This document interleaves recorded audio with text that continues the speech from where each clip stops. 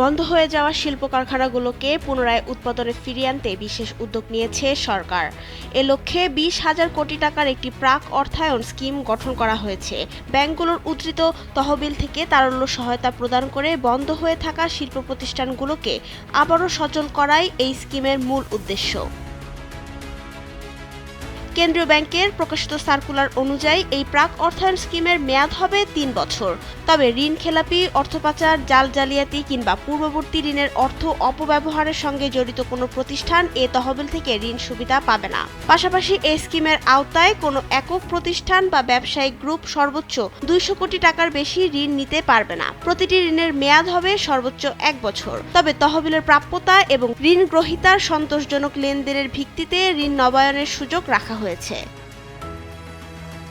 বাংলাদেশ ব্যাংকের সঙ্গে চুক্তি সম্পাদনের মাধ্যমে যেকোনো তফসিলি ব্যাংক এই স্কিমের আওতায় অংশ নিতে পারবে। এক্ষেত্রে ব্যাংকগুলো বাংলাদেশ ব্যাংকে 4% হারে সুদ পরিশোধ করবে। অন্যদিকে গ্রাহক পর্যায়ে ঋণের সর্বোচ্চ সুদের হার নির্ধারণ করা হয়েছে 7%। প্রাথমিক পর্যায়ে রপ্তানিমুখী এবং উচ্চ রপ্তানি সম্ভাবনা সম্পন্ন শিল্প প্রতিষ্ঠানগুলোকে ঋণ প্রদানের ক্ষেত্রে অগ্রাধিকার দেওয়ার নির্দেশনা দেওয়া হয়েছে। একই সঙ্গে কোনো উদ্যোক্তা অধিগ্রহণ বা ভাড়া চুক্তির মাধ্যমে বন্ধ শিল্প প্রতিষ্ঠান পুনরায় চালু করলে তাকেও অগ্রাধিকার ভিত্তিতে ঋণ সুবিধা দেওয়ার কথা বলা হয়েছে।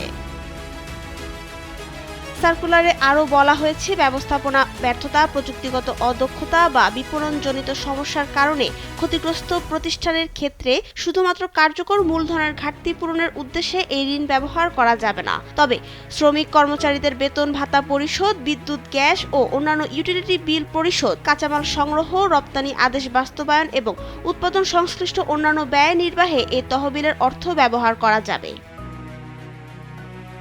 অন্যদিকে বিদ্যমান কোনো ঋণ সমন্বয় বা পরিশোধের জন্য এই অর্থ ব্যবহার নিষিদ্ধ করা হয়েছে। নির্ধারিত সময়ে ঋণের অর্থ পরিশোধে ব্যর্থ হলে সংশ্লিষ্ট ব্যাংকের বাংলাদেশ ব্যাংকের সংরক্ষিত চলতি হিসাব থেকে অর্থ সমন্বয় করা হবে। এছাড়া নির্ধারিত সময় অতিক্রম করলে বকেয়া অর্থের ওপর অতিরিক্ত 2% সুদ আরোপ করা হবে। নাবিলা রহিম, সময়ের আলো।